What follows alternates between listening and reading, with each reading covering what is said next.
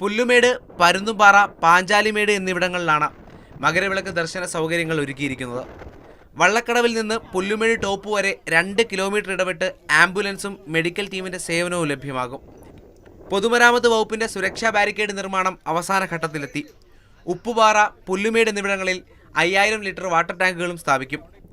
ഭക്തർക്ക് മലയാളം, തമിഴ്, തെലുങ്ക്, കന്നഡ ഭാഷകളിൽ അറിയിപ്പുകൾ നൽകും. പുല്ലുമേട് ടോപ്പിൽ മിന്നൽ രക്ഷാ സംവിധാനവും തയ്യാറാക്കിയിട്ടുണ്ട്. കുമളിയിൽ നിന്ന് KSRTC 65 ബസ് സർവീസുകൾ നടത്തും. വള്ളക്കടവ് ചെക്ക് പോസ്റ്റ് വഴി ഉച്ചയ്ക്ക് 2 മണി വരെ ഭക്തർക്ക് പ്രവേശിക്കാം. ആൾക്കാർ ശ്രദ്ധിക്കേണ്ടത്, നമ്മൾ ഓരോ സ്ഥലത്തും നമ്മൾ കയറ്റി വിടുന്ന ടൈമും ഇറങ്ങി വരുന്ന സമയവുമുണ്ട്. ആ സമയം നമ്മൾ അനൗൺസ് ചെയ്യും.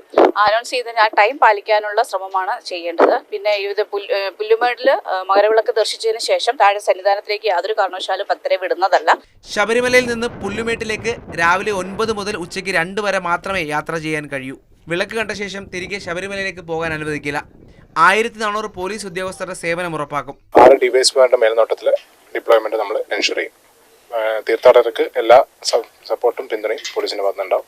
അതോടെ പോലീസിന്റെ എല്ലാ നിർദ്ദേശങ്ങളോടും സഹകരണം തീർത്ഥാടക ഭാഗത്തു നിന്ന് നമ്മൾ എക്സ്പെക്ട് ചെയ്യുന്നു. കഴിഞ്ഞ തവണത്തേക്കാൾ കൂടുതൽ ഭക്തരെയാണ് ഇത്തവണ പ്രതീക്ഷിക്കുന്നത്. അതുകൊണ്ട് തന്നെ വിപുലമായ ക്രമീകരണങ്ങളാണ് വിവിധ വകുപ്പുകൾ ഒരുക്കുന്നത്. മാതൃഭൂമി ന്യൂസ്, കുമളി.